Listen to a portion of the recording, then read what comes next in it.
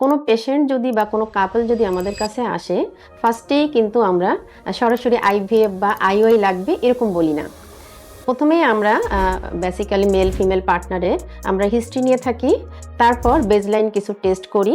সেখান থেকে কিন্তু আমরা মেথড অফ ট্রিটমেন্ট মানে ওভুলেশন ইন্ডাকশন হবে, আইওআই হবে, আইভিএফ না ইক্সি হবে, এটা কিন্তু আমরা আইডেন্টিফাই করি এবং এখানে কিন্তু ইন্ডিকেশন অনুযায়ী চিকিৎসা করা হয়। নমস্কার, আসসালামু আলাইকুম। আমি ডাক্তার অনুকা রায়, চিফ কনসালটেন্ট ডিম ফার্টিলিটি কেয়ার।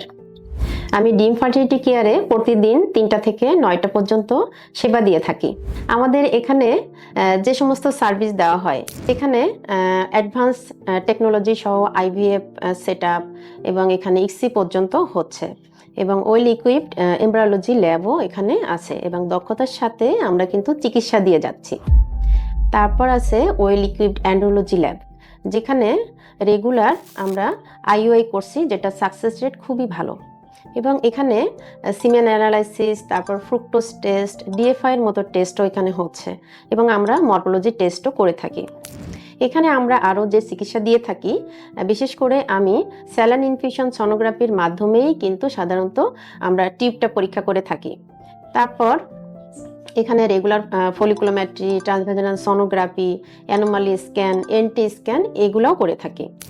কোনো পেশেন্ট যদি বা কোনো কাপল যদি আমাদের কাছে আসে, ফার্স্টেই কিন্তু আমরা সরাসরি আইভিএফ বা আইওআই লাগবে এরকম বলি না।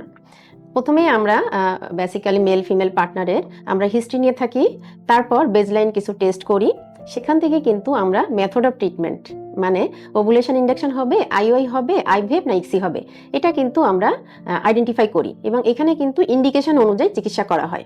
অধিকাংশ কাপলের কিন্তু 80% কাপল বিশেষ করে ওভুলেশন ইন্ডাকশন করলেই কিন্তু কনসিভ করে যায়। অনলি 15% ক্ষেত্রে আইওআই দরকার হয়, শুধুমাত্র 3 to 5% ক্ষেত্রে আইভিএফ বা ইক্সি লাগে।